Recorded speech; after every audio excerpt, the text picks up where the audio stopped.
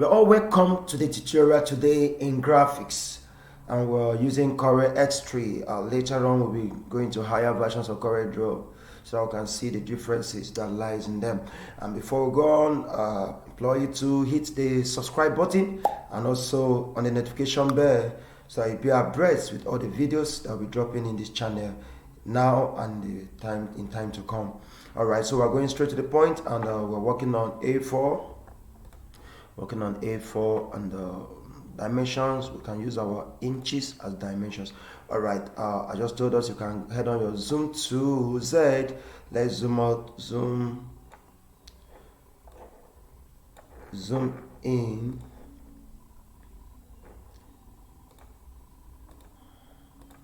Alright, so okay, so now we have that. So with a previous video, we're working on we did our shadow 2 first, went to our envelope 2. So today we're going to look at something we call the contour 2, interactive contour 2. So without much of time, we'll have a teacher here. Drop your 2, and then we change the font to something else.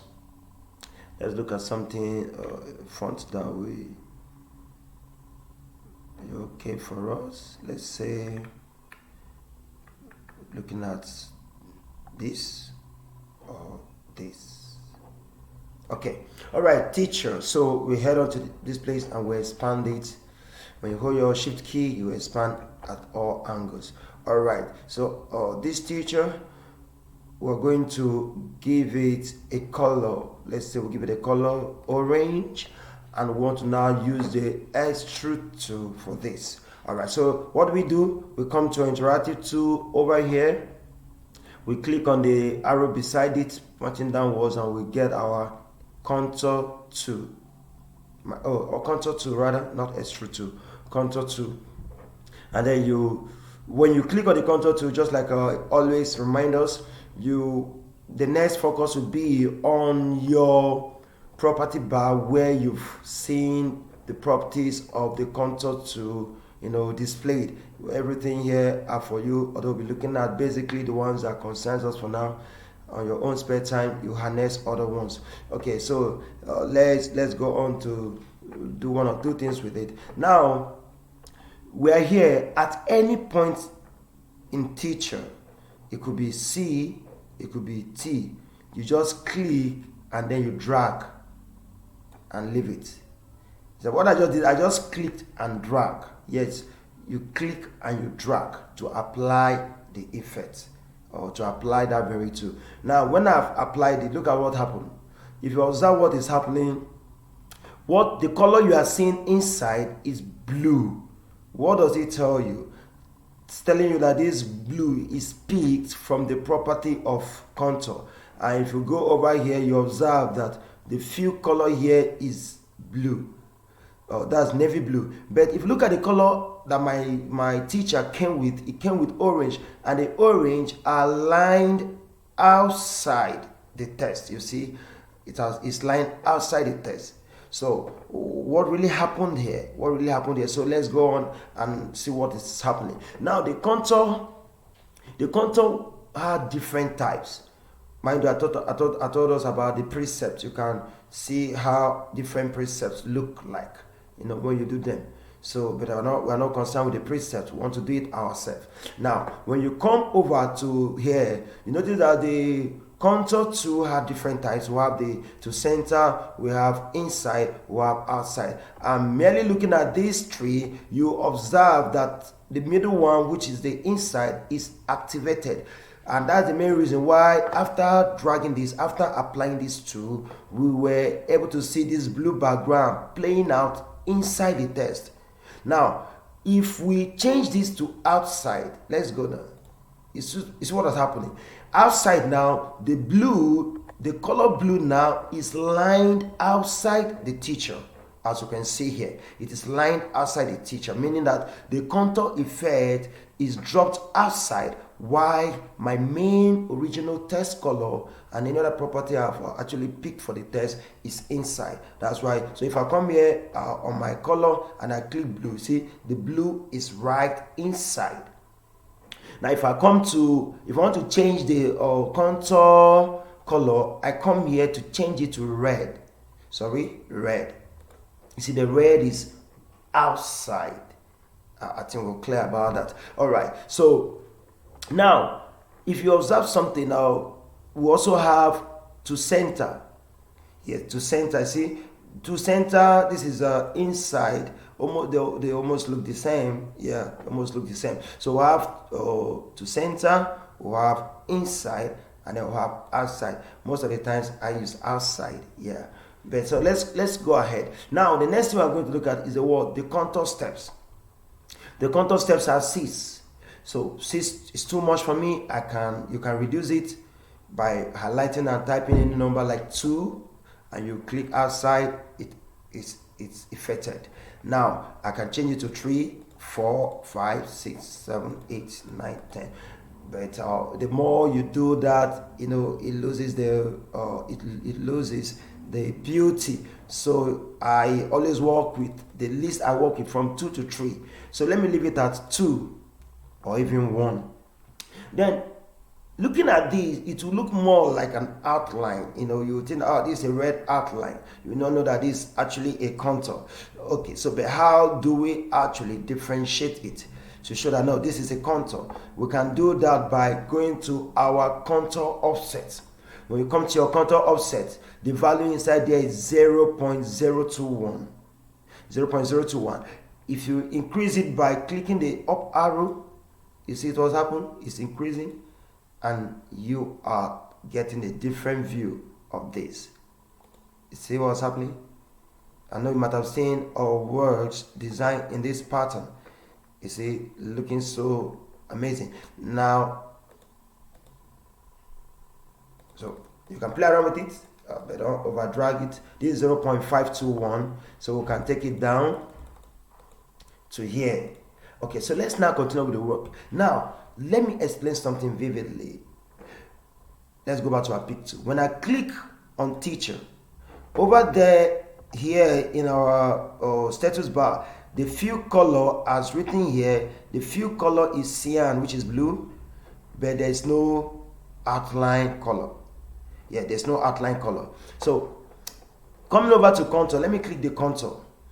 Coming to the contour properties, we have the fill color to be red, and then the outline color is blue. But if you observe vividly, you see that there is no outline color lining this red. Mind you, this red is the fill color for the contour. Why the blue is an outline? Why is the blue not showing? Or let me change it to yellow. Then this yellow. Why is, if you notice something, if you look at vividly, this is red here and this is yellow. But the red is showing, yes, but the yellow is not showing. Why? The answer is this, or the reason is this. The outline of your contour will only show forth if there's an outline for the text. You know, the text color is blue or cyan, which is teacher, and there was no outline to it. So let's go back to our pick tool, or you can press your space bar.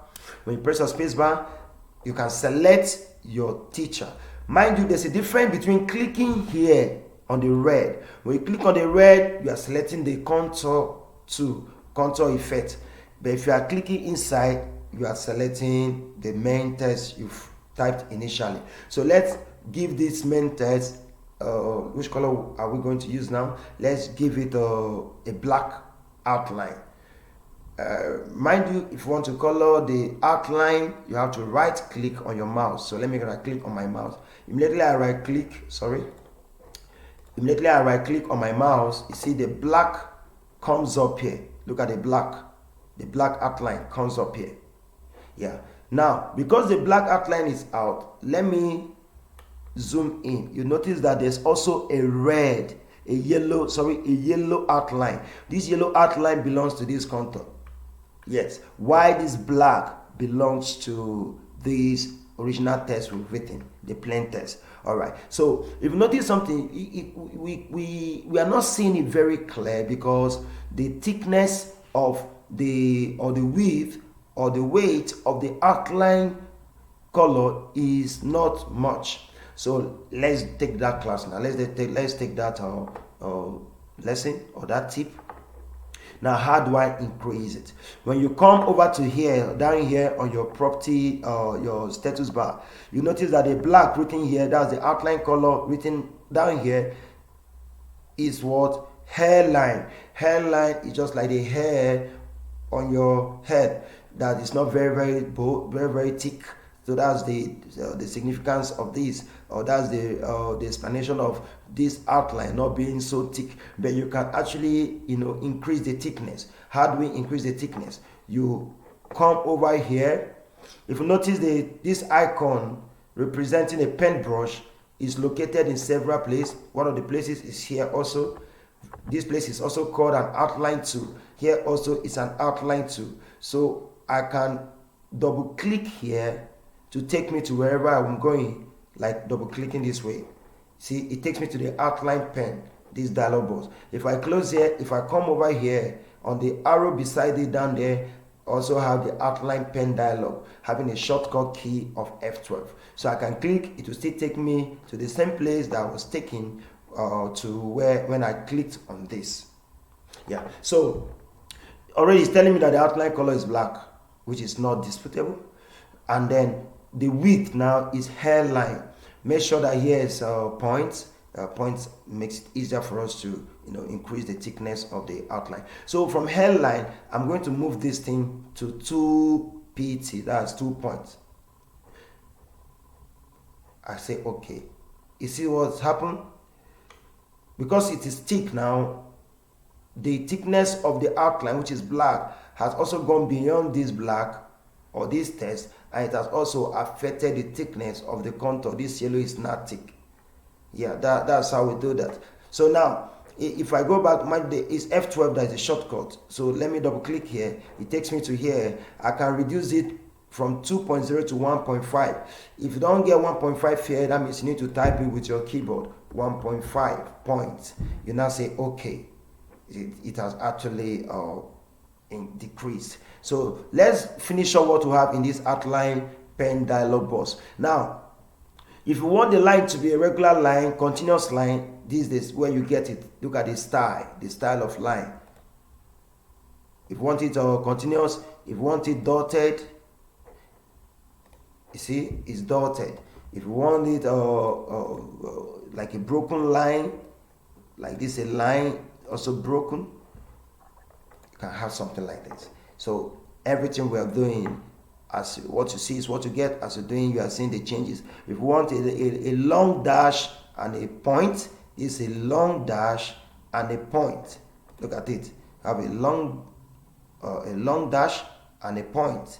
And if you really want to, if also alter it, you could as well edit the style. If you click on edit style, over here you can head on to here and drag this way to space out the distance between the long dash and the dot. If you take it backward, you are reducing the distance, and there's a point you reduce it to that the point will even go. You see, so you can use this edit style to style your lines. So let me leave it at this point, and I say add. You have to add and then tell it okay. You see, you get something that looks this way. Now everything we are doing here, they can also be applied on shape. Yes, so this is how we go about working with our contour tool. Mind you, our contour tool is here, and this is what we've achieved. So if you don't want the color yellow, don't come here and be right clicking. Because whatever you do here only affects the teacher, the initial text we've written. So if you want to change this red to maybe a navy blue, you come here and get another blue. I need a blue that will be contrasting. Let me get something navy. All right. Or you can get a different color depending on what you're designing and the choice of color you wish to use for the design. Yeah. All right, so that is that. So this yellow can also be changed to something like this or something like this, anyhow you want it to be, or you can even make it white if you want. Yeah. All right, so that's what contour 2 is used for. Every other thing here for us, if you have questions, you can feel free to ask in the comment section of this video. So if at all you don't want this contour any longer, the properties of contour that have actually played out on this test, you can actually come here and click on clear contour and click on it. Everything goes up. Yeah. All right, so that's it. So we're going to take another 2 very briefly so that we don't pile up a lot of tutorials, so that one video can get us to 2 tools. All right, so let me remove the outline. So how do you remove the outline? You head on to the box that's having the X inside, and then right click on it, the outline goes up. So let's look at another 2. This time around, let me change this to a plain text like this one we normally use, and I'm going to give it a different color now. And then having this color, let's head on to your interactive tools and then take a look at what Distortion 2 can do to this text. So we're working on Distortion 2. So permit me to do Ctrl D so that I can get a replicate of this teacher. Yeah, there's a replicate of it. All right, so let's start from the first one and see how we can apply the distortion, interactive distortion tool. So watch it. So click on distortion tool. So just like I said, anytime you click on a tool, your attention, your focus should be on the property bar. Now we have types of distortion, although we have the precepts. You see the precepts, how they look like?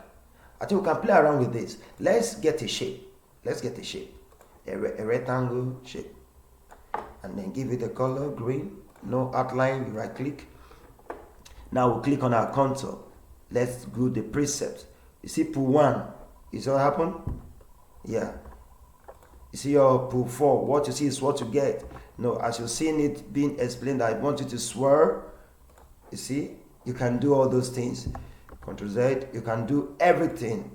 You see what it's looking? So you can get amazing styles from this. So let's leave that for now. So let's see how we can distort. Distortion is like you're trying to transform this shape, let it not look as smooth as it is, or you want to change the angle or how it looks like generally.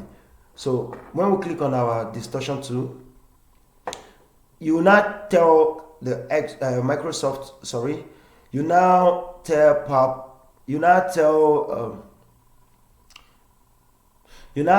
CorelDRAW, are you using push and pull distortion? Are you using zipper distortion, like the zip? Are you using twister distortion? So for this first teacher, I'm going to use the push and pull. When you're pushing something, you are dragging it inside. When you are pulling, you are dragging it outside. So take note of that. You are in a horizontal movement, you are moving in for the push, and you are moving out for the pull. So let's do that. So let me start from C and let me pull it. Let me drag. Look, this is the C. Let me click. You click and hold the mouse as the left button, and then you drag in. You see what I'm done? Let me do Ctrl Z and do it again. You don't over drag it, just a little. You see what I've done? Because I'm right here in C, C is not badly affected, but to the left and to the right of C, you see your T and your R are badly distorted. Yeah, take note of that. So Ctrl Z. Let me start from T and drag towards the center or to the right. So I click and hold the mouse and I move this way. Don't move too much. Let me come back a bit. All right. You see, because I started from T, when you're moving, the direction to which you are going is becoming more distorted. Yes, that is how we do that. And if you observe, when I was doing this over here, when you are on your property bar, you see that the push and pull distortion amplitude changed to 1. Before it was 0. Yeah, it was 0 before. So let me Control Z. You see, it was 0 before. So now that means we can actually come here and change it to 1, 2, 3, 4, 5, 6, 7, 8. So if you're okay with this, then you are good to go. Sometimes artwork are not always plain. They are a bit distorted. Now, one thing about using here to distort is CorelDRAW will be distorting left and right of this text. But in a situation where you want the distortion to be one-sided, you don't come here. You have to use your hand and do it. What do I mean? Let me go back to Ctrl Z to this original text. If I want to distort HER, I want to start moving from T and move towards the right. You see, the HER are more distorted, but you can't achieve that coming over here to just increase the number. So we are done with that. So let's now go to the second one, which is the zipper. Zipper is like something like that looks like a zip. So I click on zipper. When I click on zipper, please, it will not be wire it's coming to drag, because any small attempt to drag in, wow, you will not even your text will lose meaning, because it's not always easy dragging with your hand and to achieve the level of distortion that you want it to be, the level of distortion that will also make people know what you've written in that very work. So Ctrl Z. So what I advise you do, that anytime you're using the zipper, always head on to your zipper distortion amplitude and also your zipper distortion frequency. So you alter them. There should be an alteration. Like I can pick up here to, this is 1. Mind you, this is the amplitude. I click 2 and 3. You see what has happened? I've changed the orientation of this. Then I don't just use the amplitude alone. I also use it alongside the frequency. So when I click on the frequency, you see what is happening. The more you get more frequency, the more the text becoming zip-like. Yeah. So that's how we do it. Now all these things we're doing can also be done on a shape. So when you're done watching this tutorial, you can go and practice it yourself and also see how this thing plays out on the shapes. Finally, on this, we're going to look at the last part, which is the twister. So let's get our distortion tool and go to the twister. When you click on the twister, mind you, look at this. This is a random distortion, smooth distortion, and a local distortion. So the basis of this class, purpose of this class, we're going to look at this first tree. So when you go back to rehearse, you also look at what these other three are used for, so that we can run with the speed of light. Now let me look at the twister. Twister is like you're twisting something to a particular angle. That's why when you click twister, what comes up here is the complete rotation, and we also have the additional degrees. So what do we mean? I can come here and click that I want this thing rotated at angle 120. Enter. Okay. You allow it is processing. Yeah. You see what has happened? Meaning from just teacher, I've converted this. Mind you, this is called what? Your complete rotation. You are rotating this. But if you notice, the rotation is so much, but that you cannot even see the teacher written there. Can we reduce it? Let's reduce it to, let's say we are taking it back to 2 or 1.